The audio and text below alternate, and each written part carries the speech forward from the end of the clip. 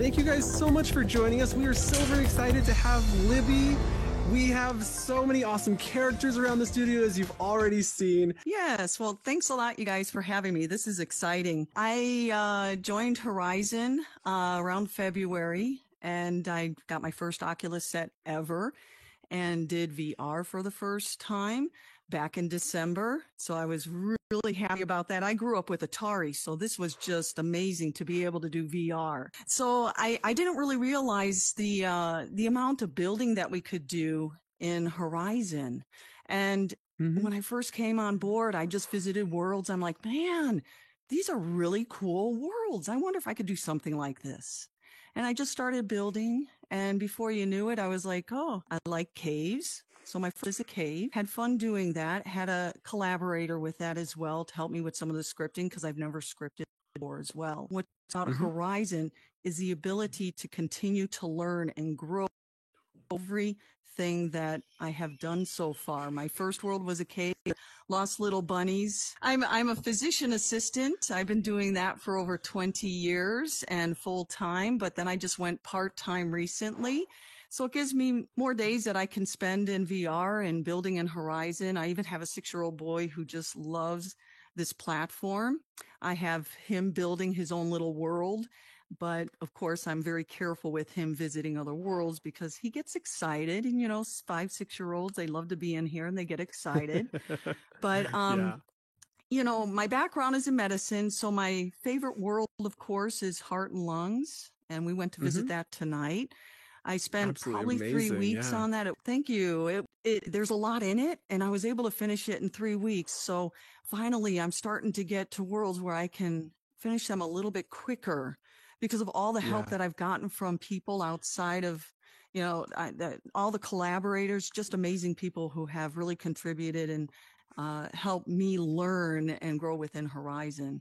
It's just a fantastic platform. I'm having a blast. I like to socialize. As soon as you guys called and asked if I could come and show my worlds, I was like, of course, We love your worlds. I mean, I was blown away. I haven't had a chance to see as many as I'd like to. I remember the Bailey's Lost Bunnies. Is that what it's Lost Little Bunnies? And that was an amazing world. It was a lot of fun, just very cute, artistic exploration world. And yeah, you go through the cave, very reminiscent of your first cave world, and then getting to see kind of like your work passion of heart and lungs and really getting to actually dive in. That was just a really unique experience, and one I'm so excited to see more of in Horizon, as well as virtual reality in general, is just learning experiences. One day when I have kids growing up, I hope they get a chance to learn through VR, because I feel like that interaction will really help information stick. Like, I will never forget that it takes 45 seconds for all the blood to go through your body because of that, just that stunning fact.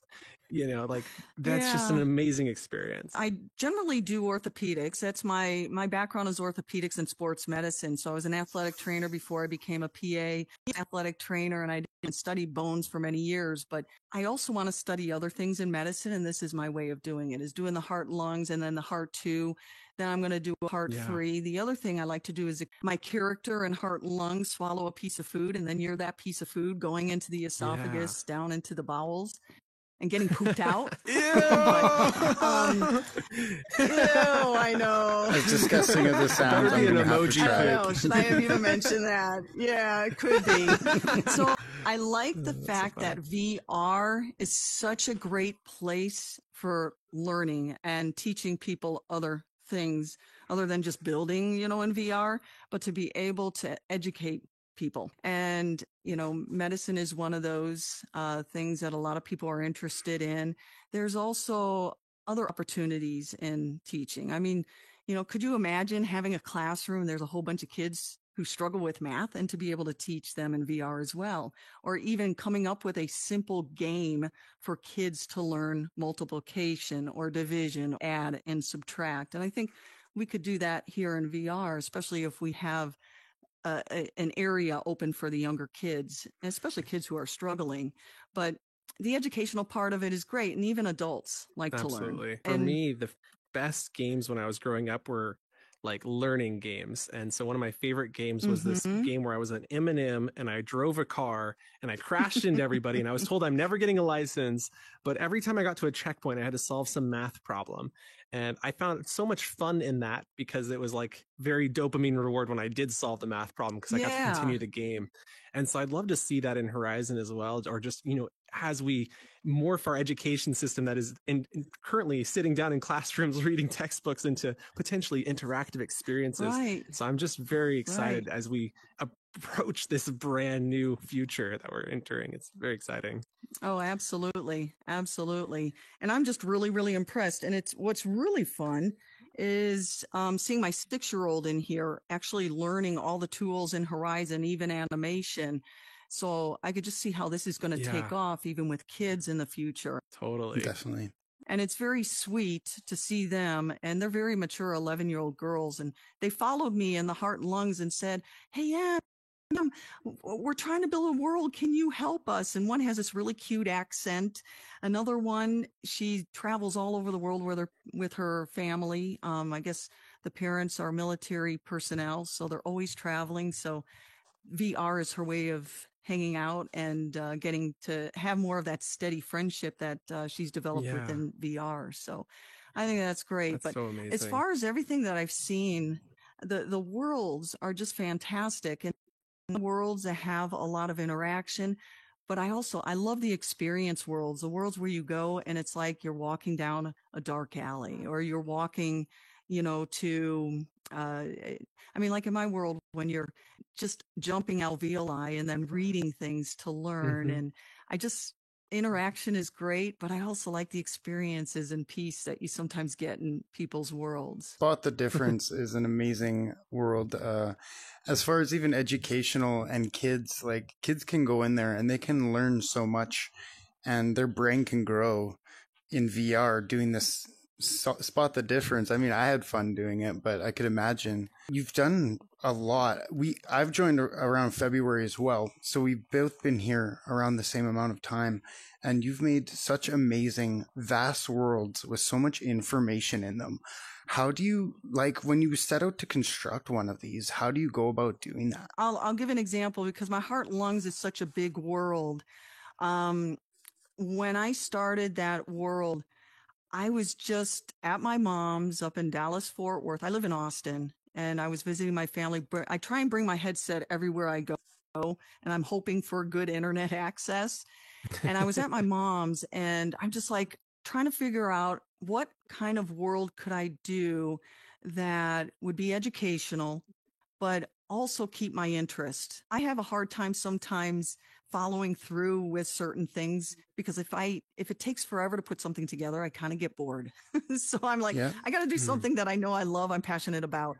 So when I knew that I was going to do something about the body, I was like, you know what? When I was at Disney, I think it was Disney or it might've been Universal, floating through the body. I'm like, hey, I like to do something like that. And I took it a little bit farther. I included the lungs and the breathing as well as pumping of the heart. And I just started creating this person breathing in an office. And then I took it further. Wow, wouldn't it be cool if there's oxygen molecules floating around in the office? And then maybe we could even float on those oxygen molecules and see where it takes us. Hey, that sounds like a good idea. Let's do it. And that's when I started adding more and more to it.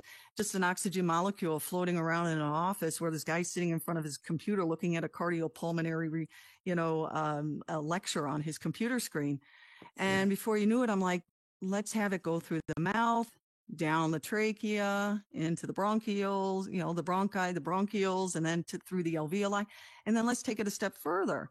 Where does this oxygen molecule go? It goes and hitches a ride on a red blood cell. Hey, let's take the red blood cell ride and go to the heart. I actually built this world little by little and just came up with the next step as I really didn't have the full idea in my head until I just kind of said, oh, I think I'm going to do this next, and then this next, and then this next. The mini game that I'm working on now is I planned it out because it's small, it's short, it's very quick. So that one was planned out very quickly and I was able to kind of write things down. But my heart and lungs was so big, I didn't even know it was going to be as long of an experience as it was. I just kept looking at my capacity. Can I do more? Yeah. Finally, I was running out of capacity, and that's when I stopped and then decided to do an extension in the Heart 2. And it turns out the Heart 2, more scripting, it used up more capacity than the Heart and Lungs. So that's how I went about with the Heart and Lungs. It was thing that I had fully planned in my head. I just knew I wanted to do something like that. Well, that's deadly. Awesome. While I was in the world making it. I can't wait to Yeah. be the piece of food and see what you do with that one. If you do that, that'll be fun. I know. I Yeah. know. That'll be fun. That'll be fun. You know, I think what I Yeah. would just say to anyone who's starting out, who maybe hasn't started building before, they've lightly touched it, and maybe Mhm. they're in their first world. When you have an idea, sometimes getting started is all it takes to keep springing it into action. I think your Heart and Lungs world is a great Yeah. example of that, where you get started, and even if you hit capacity really quickly, you know that you can expand into another world using a door, and you can say, hey, let's part 2 this. Or if you're Victor Riddle, let's go to part 4. And so I think, you know, it's a really amazing Right. world that you've made, and watching the, you know, pieces keep evolving, and now we're going to see the going into the esophagus and all through the whole body. I'm a little scared, not going to lie, Yeah. but can't wait to get eaten. Especially if you come out as poop, right? Yeah, I'm honestly But- looking forward to the, and that's where you know it's done, right? It's like, oh well, I guess this part's done now. I'm finished. Yeah.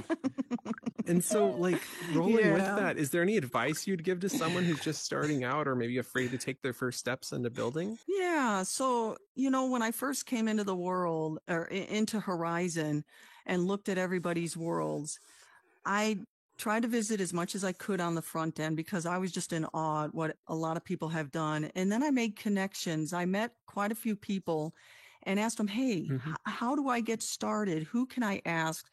Is there anyone who would like to help collaborate? And that's when I got a couple wonderful people to help me with my previous worlds.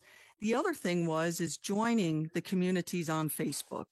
The Oh, yeah. Facebook, for the sure. Facebook Horizon creator community, and then the Facebook Horizon community. And you can post on there if you need help. People are always willing to help. Alex is one of them, of course. and watch Alex's videos. His videos are great. Telus also has some Thank really you. good videos that he has put together Yes. on his Facebook page that are very simple and short. Sometimes with Alex, I have to slow it down because you are so good at what you do. You fit a lot of information in a short period of time, but they're amazing. And I hope I get to the point where I can make those kind of videos as well. But I've learned so much just by talking to others. If you're in a world and you 100%, see yeah. world creator under their name, stop and ask them, hey, where'd you get this idea? Where did you learn how to do this world? It will make Yeah. a big difference on what you do. And I've had collaborators who have created other worlds who let me come into their world and make a copy and to be able to bring their Mhm. scripts into my world. So Yeah. it's very generous for people to do that. You know, I'm sure there's a lot of people here in Horizon that are pretty competitive and want to have the best worlds, but I have not found that yet. It seems like everybody is willing to offer a hand and give you advice and even pop into your world or offer their scripts to help you. Yeah, and there's a scripting Yes, class on Tuesday huge. nights where I learned how to do Booleans. I think that's how you pronounce it, Ah, right? I Boolean. never yeah. even Boolean. I've never even heard of that word until I was in Horizon. But I Right? have a tornado neither. world that's still in beta, and I have a lamp that has to turn on and off, and I didn't know how to do that. And he just came in from that Tuesday night scripting class and showed me how to do it. Within 10, 15 minutes, I had a working lamp. And now I have that script. Amazing. I've learned it, and now I know how to implement it in all my future worlds. So it works out really well. And for anyone who doesn't know what that is, every Tuesday night, I believe it's 5:30 p.m. in the Horizon Academy, there is an Mhm. amazing show where developers of Horizon come in and share their expertise, answer questions, and breakout sessions with both community members like myself, and even the devs will break out with you, which is awesome, especially for learning one-on-one, because there's only so much you can get from a video or from, the resources that are available online. So just awesome point to make. Thank you for pointing that out. Yeah. Yeah, it's And a speaking of great shout way. outs, Mm-hmm. after this show, if you go to the Intro to Horizon, 5:30 every week on Wednesday, we have 3 volunteers from our team who come out and show you how to start building, how to start scripting. So that's another great one-on-one session. So With your medical, surgical, and knowledge otherwise, bringing that into Horizon, do you feel that it improved your dexterity with your controllers? And side question, do you see a future in teaching of certain dexterities, surgically or otherwise, in VR? Yeah, that is a very good question. I even thought about that. I don't know because, I can't really move each individual finger right now with my controllers. But I think what I can see with Horizon, one thing I was talking about with another collaborator of mine is creating like a gurney with a body on it and doing a dissection world where you can actually dissect a limb or even a heart, but you would be able to peel away each layer of the body to get to wherever you'd like to get to, and then introduce please include maybe a even vomit bag. I am so. I'll be right back, guys. I could make sure that when you cut through the vessels, the blood doesn't squirt out all over. You do have control over that, right? But I think it would be great, or even teaching people about diseases and how it affects certain body parts, like smoking. If you're a long-term smoker, what does your lung look like after so many years? And how it progresses, because I assisted on autopsies of individuals who were smokers or individuals who had total knee replacements or had one that was really cool was a patient who had passed away. He had a abdominal aortic aneurysm, and they redid their aorta with, it looked like PVC pipe. When I was a student, I will never forget it. No way. And it was like they used that to stitch. That man lived a life. And that man lived a yeah, life. he did. He was about 80 some years old. Yeah. He's a cyborg. He had it for quite some time. Heck But celebrate his life. especially people who are expecting to, let's say, maybe might need a heart replacement or transplant or kidney transplant, to be able to educate them on that. But as far as dexterity, Carpenter Hound, I think it could happen at some point. Right? Not yet. It's going to be a while. No, I was just curious. Yeah. I was wondering if you had any other future worlds that you're working on. Yes. One of them, of course, is in my head, and that's the piece of food going into the body. But right now, I have already built a mini game that I'm working on, and it's based on my favorite Atari game. I'm kind of dating myself because I loved Atari when I was a kid. I saved up a lot of money to buy my first Atari, and it was like $200 at that time, and that was like 1979. But it was it was a game created by Activision. It was called Kaboom. I don't know if any of you have played Kaboom, but it is a prisoner over a prison wall who's dropping bombs down, and you have this one bucket, then 2 buckets, then 3 buckets. You earn the buckets the better you get, and then if you drop a bomb or a bomb passes you lose a bucket. But you're collecting these bombs, going back and forth with your controller as he drops them over the wall. But I have a different version to it, and it's called Balloons Kaboom, and it takes place in the city. And there's a city building, and there's 4 players, and there's balloons dropping down over the city building at random speeds. And then you're controlling a little guy at the bottom with a bucket, and he's running back and forth. And I'm hoping to get the legs to run back and forth, kind of comical, and catch the balloons.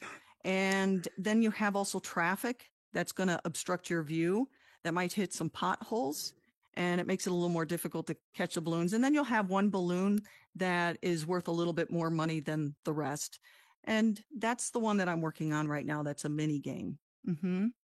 And then I have a couple others in beta, as I said. You had mentioned that you had your son building. I was wondering, did you just go in there and obviously teach him yourself? And what other benefits do you see outside of, I guess, VR that he's possibly gaining? He's actually learning a lot of patience, because being in VR when you're building and learning, it can be very frustrating. And it was very frustrating for me, but imagine a 6-year-old who Right. still kind of learning, how to read. I mean, his biggest thing is he just learned how to read really well the last 2 months because of COVID.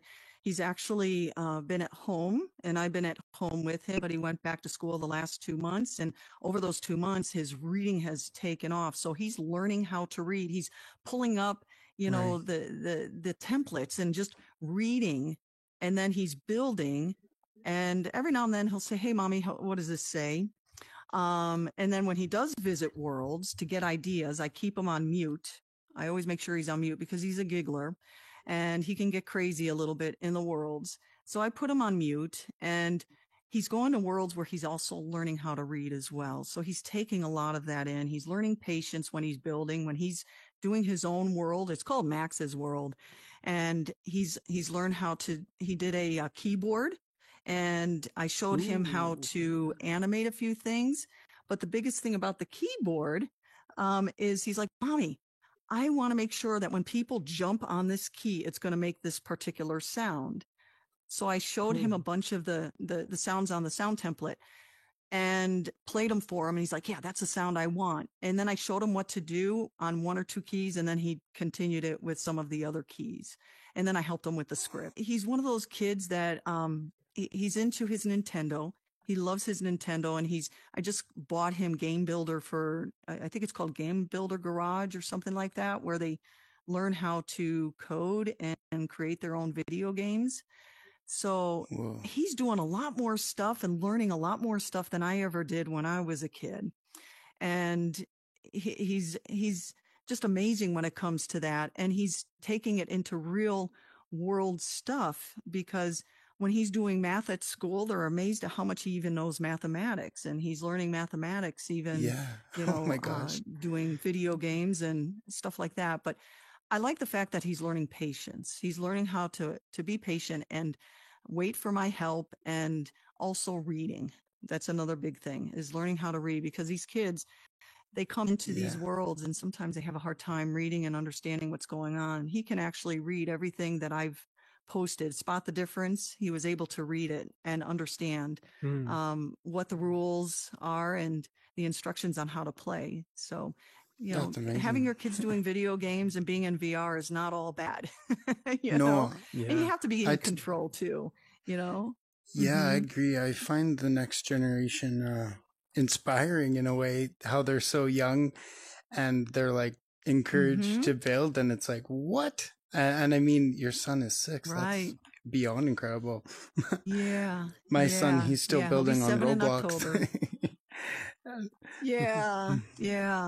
No, it's fun. He's a smart kid, which is, I think he takes after his dad more than anything, because his dad is an engineer. He's into electronics, so he's doing a lot of what do you call it, the chips and design of creating things, and that's what my son likes to do. And that's another thing. It gets their mind to get more creative. Be creative. And he's the one that told me about. He's the one that told me about Pete the Pizza. He gave me the story, Pete the Pizza, and then I created that world with it. That was my third world that I published. It's about a slice of pizza who's only a slice of cheese, who feels that he's not that important. And in that world, I didn't point to who it was, but Pete the Pizza has a couple of individuals who make fun of him because he's only a slice of cheese. He's not a special slice. He's not like a pepperoni or pepperoni and sausage. So it's Poor a story, Pete. and you go from one scene to the next, and then in the end, you find out who truly his friends are, and you also get to meet his friends. And this is a story my child told me 2 years ago, and then I decided to create it here in Horizon. Yeah, and through that colorful story, you're teaching an actual life lesson. Hey, good to meet you. Hi, Ubi. Nice meeting you too. Hi, I'm a new dad. I got a little tiny baby. He won't be ready for VR anytime soon, but I would like to hear more about this. So the debate's still out on kids in VR, but no one really has a problem with kids and computers, right? So could you tell us a little, what is the difference that you see when you interact with your kid with VR versus computers? Do you think one's more engaging than the other, or one more positive than the other, or just what the differences might be? Well, if the headset would stay on my son very easily, he'd probably be in VR more often. But he loves both of them. And when he was about 2 when he started using our iPad a lot, and it's really cute when they're that little. They slide through and they're trying to figure out how this thing works. They even start to go to the big screen TV in the living room, do the same thing there, thinking that that's a big iPad. He uses his iPad a lot, but when we tell him that, hey, it's time to take a break, he's great with that. And, a lot of the stuff that he's doing at school is on the computer. In fact, we still have him doing lessons every day, even though it's the summer. He does about 45 minutes every day. He does a reading program and a mathematical program every day on the computer. And that has kept his interest in technology. And I think it's so important to introduce kids to this technology because this is the future. This is going to be the way we're going to be communicating in the future. And what's lovely about it is he is able to communicate with his aunt, who is up in Dallas-Fort Worth area. They play games together on VR. And, they usually will go to a world that has no one else in it. I mean, Action Island, my son loves that one. And of course it is shooting things, but we've taught him about, shooting things and targets. And he's like, Mom, I know they can hurt you, but this is VR. This is not real, so he knows. But there was another world and it was so cute. I went to it in February and I can't remember the name of it, but you were like this miniature person and showed up in a kid's bedroom. You were interacting with like this helicopter and, I think you got to find a shield. Oh, yeah. There was like a toy shooter and I can't remember the name of it. The thing that was great is that he's able to communicate with family in other parts of the country and he feels like he's with them. And I just like it. I don't say no to him. He knows what's going on. He's having a blast. And I usually, and if you want your child to do VR, I always make sure that I put whatever is on his headset, I will cast it onto the TV so I can see what's going on. So I'm always in tune. If somebody comes into the world, I usually will take him out of it because I just don't want him in there with other individuals because he's so little. Yeah, but he's a good kid. If there was something in Horizon that you could change if you had like a wish list, what would you add or what would you change about Horizon to suit something that you would really want to have in it? Well, one of them just happened, and I didn't realize that until I was going through the style list. You can actually have a full range of color because I like pastel colors, and there's a world. Yes. There's a world I want to create, and it's a city in Italy. I think it's Monterosa. I can't remember the name of it. But if you know the city, it's a seaside town and every building is a pastel color. And I'm like, I would love to do that, but I just, having to enter all the RGBs and all, I just think it would be a pain in the butt. But now that you're able to kind of slide or glide this thing to control the colors is just an amazing thing. So that was one that I was hoping they'd have, and they do have it. The other one is being able to make a snow globe. Making things kind of see-through, but collidable. If they had something for children, because I know there's some individuals who are in Horizon who are I'm really big into kids. I love children. I taught kids and I was a professor at a university. I just love teaching and being around children. It would be great to have an opportunity for the kids to have their own like little section in Horizon where they can mingle and hang out, and then the adults have their own, because a lot of times I'm going into worlds. I went into one today that was amazing, by the way. It was featured, and it was a house. I think it's like the second one or third one over on the featured world list. It's Nicole House. I was in there, and it's a really nice house, but there was a lot of children in there, and it can get a little bit loud, but they weren't bad. It's just sometimes it can get a little distracting when you want to when you move, to be able to, kind of pull back, because some of these worlds, of course, are global sound, and you can hear a kid who's maybe 200 feet away. And so it'd be nice if they have their own world and then we have our own. But like you said, you can do the private session now. So that's nice. Well, I want to thank everyone for coming today, and thank you especially, Libby, for being on the show. We really Yay. appreciate it. And we'll see you Yeah, next week for please another do. one. Bye. Yay. Bye.